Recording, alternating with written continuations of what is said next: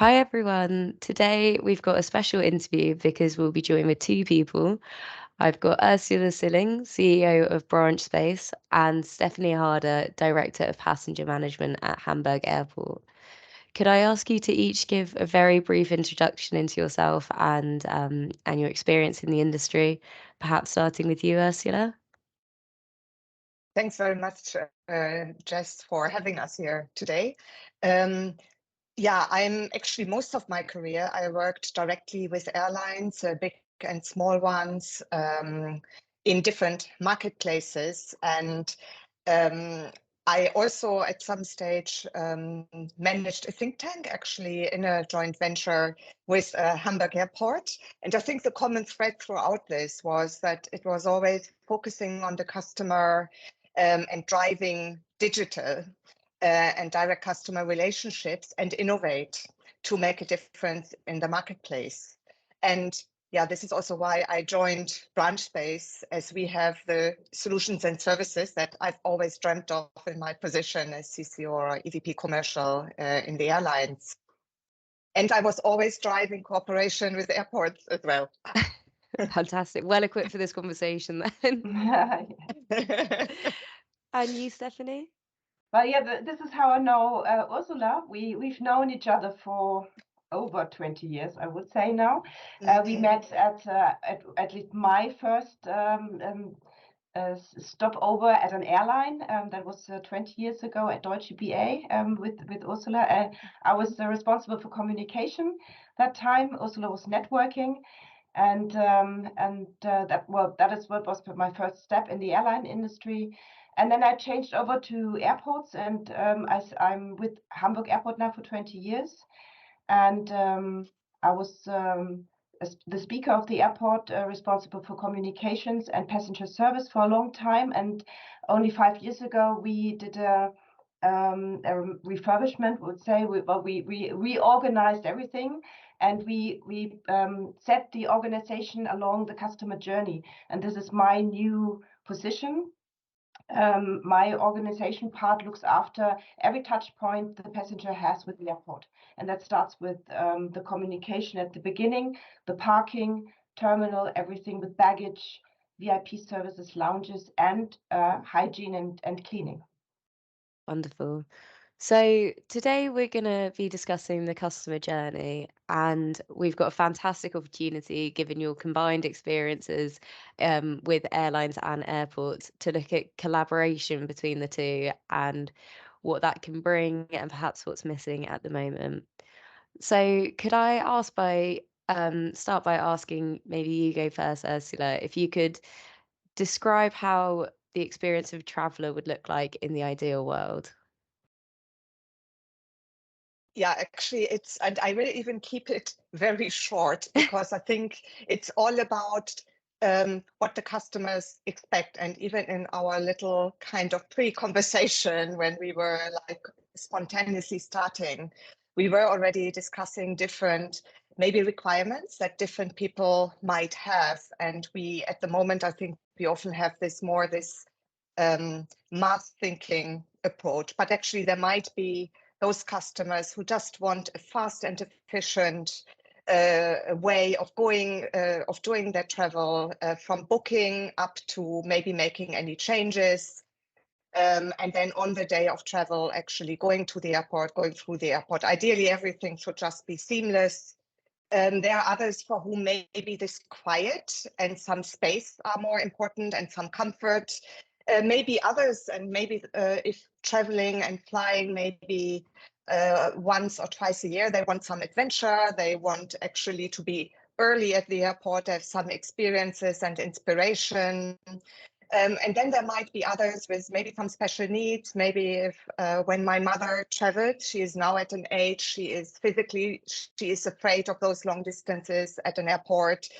Or families, they might want maybe just a porter service. Everyone, ideally, I think the ideal booking is just like one click, and the ideal then day of travel and going through this is the same. If I want anything else, I should be able to still do it on the day of travel, maybe reduce the queues so I don't have to wait. and just know that I don't have a long distance to walk, and how I can spend best my time at the airport. And maybe even a little bit, and we touched upon it, if you are very environmentally conscious, also to think about what does my travel now mean, and also thinking more interconnected. How do I best get to the airport? Can I not book everything already at once and I can arrive by train or public transport, or maybe by bicycle, or can I walk to the airport? I like walking to the airport, but there are not that many where it's easy to do. Sorry, I will stop. I couldn't go on. But just some thoughts about thinking about what the customer is really looking for. And I think the ideal is always that it's seamless, just very easy and effortless. Fantastic. And you, Stephanie, and maybe you could highlight the ways that it's sort of similar or different to what Ursula's putting forward. No, I see it exactly like Ursula. The thing is that the customer is not a stereotype.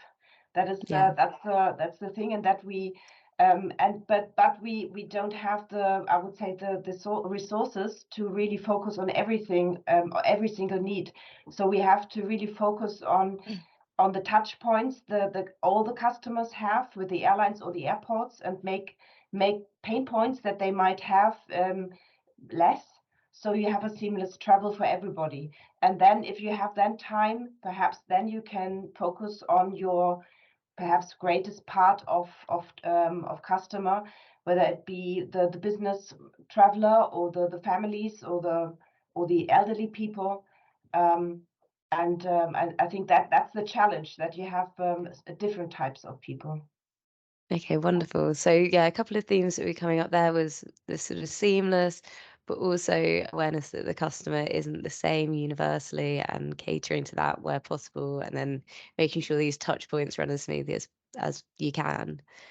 So maybe we can turn now to how collaboration between airlines and airports could feed into this, what's missing, and what could further collaboration produce. So Ursula, if you'd like to start. Yeah, I think there are actually lots of opportunities when really thinking more holistically, and given that airlines have realized they need to move to a more better digital experiences, and think more like retailers do.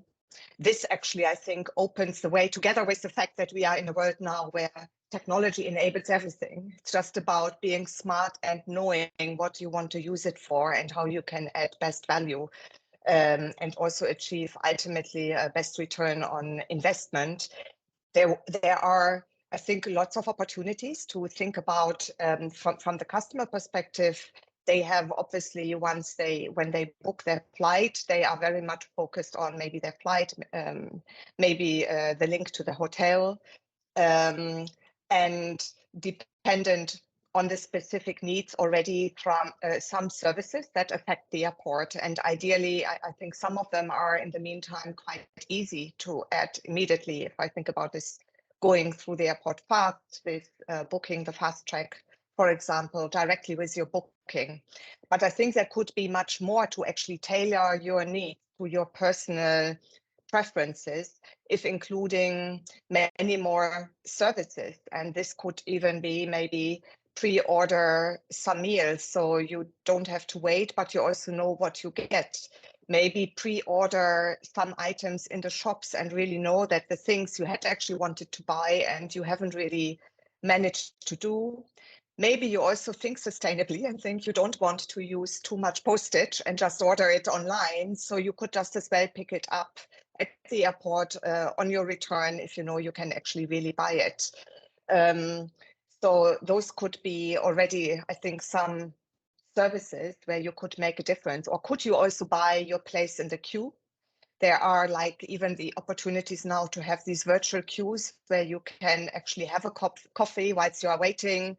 And this can apply to a number of services, obviously, for the airline itself, with the waiting times for the bag and also the safe services to just drop off the bag yourself and then rather use the time for value add activities.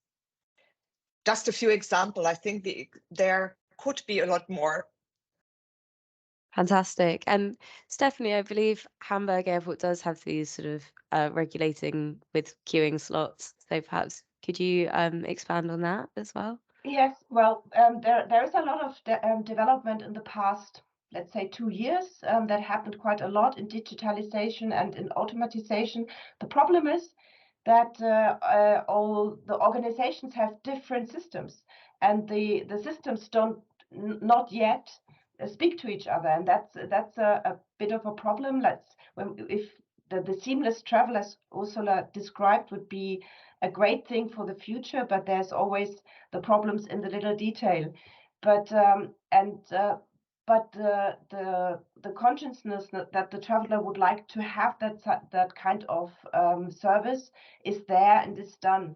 Like Ursula said, the baggage drop-off machines we have, or now in Germany at least, we have on almost every airport the system that you can book a slot in the security lane.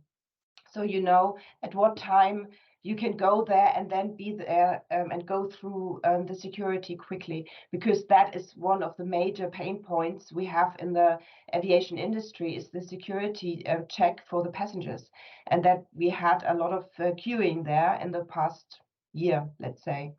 So I think that the future is in digitalization and the collaboration between the airports and the airlines, that the systems speak with each other, and that the aim is that for the customer it's a seamless thing and that they don't really notice whether they are now with the airline or the airport. But we hand each other the customer, and the customer itself doesn't notice it, but at the end he's there and has a good experience. Wonderful. And so that idea of the seamless transition from almost ownership of the airline from the airport to the airline, what do you think is prohibiting that from being so seamless at the moment? Do you think it's just the sort of the siloed nature of the industry, or are there other works at play? Well, I think it's most of all, yeah, it's a big industry, and it's not well, let's say between airlines and airports. We need more the thought of partnership than standalone organizations. And as we had the discussion about sustainability and the attractiveness of our industry, I think that is one major point we have to look in the future. Everybody, all companies that work in the industry, that we concentrate on being a one industry that focuses on the customer, and then we will be attractive again, and then we have staff again, and then it will be more easier.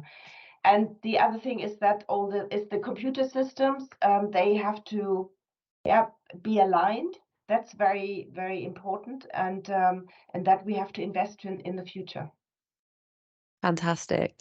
So we've touched on it a little bit already, but just in case there was bits that you haven't mentioned, the role of tech in enabling this collaboration. So you mentioned the computer systems, and we've spoken about the seamless transition. Do you have anything to add on that, Ursula? For sure, I think probably what's happening, and that's something which maybe also leads a little bit to this time gap that Steffi was mentioning. I think there's, on the one hand, the realization, if I just look at this retail thinking and this digital commerce thinking, which there is the realization that it's needed, but it takes time to really implement the state-of-the-art technology. So that's what we see, from the process of realization to going through an RFP and to then implementing this. I think what is also linked to it is that it is a whole transformation process. And apart from maybe the lack of staff in some areas that Steffi mentioned, I think there is also maybe the skills of the staff in relation to this, which is very important to understand when going through such a transformation, to be able to really add the business value and also ensure that there is the openness and this actually holistic thinking to say, yes, actually, why don't we immediately offer these queuing slots and they can be booked instead of the customer having to search elsewhere? Why can the customer not just book this on the day of travel or maybe a couple of days before, and can just add it to her whole plan already? And I think this kind of thinking and also this exchange of ideas, it's maybe where it needs a little bit more of the maturity and having started the journey and seeing some successes to be able to then really start this innovation process and this open-minded approach. Fantastic. Thank you. Stefanie, did you have anything to add on this? Oh, well, if I start to add, we will not finish, I think. No. But I think that we touched the points that are important, and it would be only a few steps if we would go ahead now, and we always have the customer needs in the focus. That I think that's the important thing. That we are not doing it because we want to do digitalization and it's a cool thing. It's more that we want to ease the travel for the customer and have to focus on what is really needed. And there we have, I think we mentioned quite a few things that would be good to focus on in the future. Absolutely. Sorry, Ursula, we were about to say something. Yeah, and I wonder if some of these